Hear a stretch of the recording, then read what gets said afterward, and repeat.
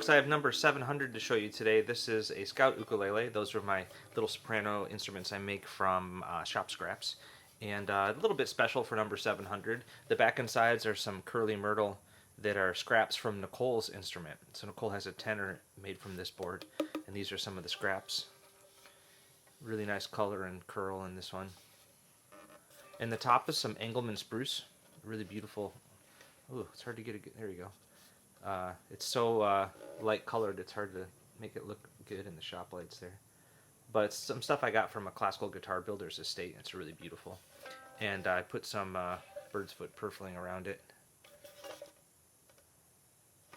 The neck is some fur scraps, a couple little nail holes I filled, and then it's got Myrtle for the fretboard headplate and bridge.